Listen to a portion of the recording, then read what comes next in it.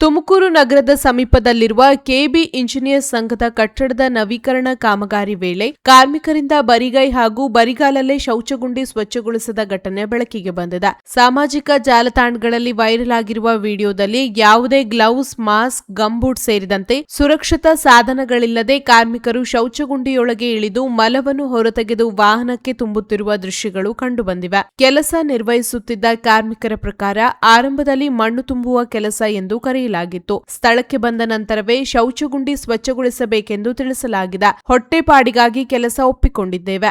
ಈ ರೀತಿಯ ಕೆಲಸ ಮಾಡುವುದು ಕಾನೂನು ಬಾಹಿರ ಎಂಬ ಅರಿವು ನಮಗಿರಲಿಲ್ಲ ಎಂದು ಅವರು ತಿಳಿಸಿದ್ದಾರೆ. ಇನ್ನು ಘಟನೆಯ ವಿಡಿಯೋ ಸಾಮಾಜಿಕ ಜಾಲತಾಣಗಳಲ್ಲಿ ವೈರಲ್ ಆದ ಬೆನ್ನಲ್ಲೇ ತುಮಕೂರು ನಗರ ಪೊಲೀಸರು ಸ್ವಯಂ ಪ್ರೇರಿತ ಪ್ರಕರಣ ದಾಖಲಿಸಿಕೊಂಡಿದ್ದು, ಕಟ್ಟಡ ನವೀಕರಣ ಕಾಮಗಾರಿ ನಡೆಸುತ್ತಿದ್ದ ಗುತ್ತಿಗೆದಾರನ ವಿರುದ್ಧ ಎಫ್ಐಆರ್ ದಾಖಲಿಸಿದ್ದಾರೆ. ಕಾರ್ಮಿಕರಿಗೆ ಅಗತ್ಯ ಸುರಕ್ಷತಾ ಸಾಧನಗಳನ್ನು ಒದಗಿಸದೆ ಈ ಕೆಲಸಕ್ಕೆ ಬಳಸಿಕೊಂಡ ಹಿನ್ನೆಲೆಯಲ್ಲಿ ತನಿಖೆ ಮುಂದುವರೆದಿದೆ. ಕಾನೂನಿನ ಮೂಲಕ ನಿಷೇಧಿಸಲ್ಪಟ್ಟಿರುವ ಕೈಯಾರೆ ಮಲ ಸಾಗಣೆ ಹಾಗೂ ಶೌಚಗುಂಡಿ ಸ್ವಚ್ಛಗೊಳಿಸುವ ಅನಿಷ್ಟ ಪದ್ಧತಿ ಇನ್ನೂ ಸಂಪೂರ್ಣವಾಗಿ ನಿರ್ಮೂಲನೆಯಾಗಿಲ್ಲವೇ ಎಂಬ ಪ್ರಶ್ನೆ ಈ ಘಟನೆಯಿಂದ ಮತ್ತೆ ಮುನ್ನೆಲೆಗೆ ಬಂದಿದೆ. ಇತ್ತ ಸಾಮಾಜಿಕ ಕಾರ್ಯಕರ್ತರು ಹಾಗೂ ವಿವಿಧ ಸಂಘಟನೆಗಳು ಘಟನೆಯ ಸಂಪೂರ್ಣ ತನಿಖೆ ನಡೆಸಿ ತಪ್ಪಿತಸ್ಥರ ವಿರುದ್ಧ ಕಠಿಣ ಕಾನೂನು ಕ್ರಮ ಕೈಗೊಳ್ಳುವಂತೆ ಆಗ್ರಹಿಸಿವೆ. ಜೊತೆಗೆ ಇಂತಹ ಅಮಾನವೀಯ ಘಟನೆಗಳು ಮರುಕಳಿಸದಂತೆ ಸಂಬಂಧಪಟ್ಟ ಇಲಾಖೆ ಕಟ್ಟುನಿಟ್ಟಿನ ಕ್ರಮ ಕೈಗೊಳ್ಳಬೇಕೆಂದು ಒತ್ತಾಯವು ಕೇಳಿಬರುತ್ತಿದೆ.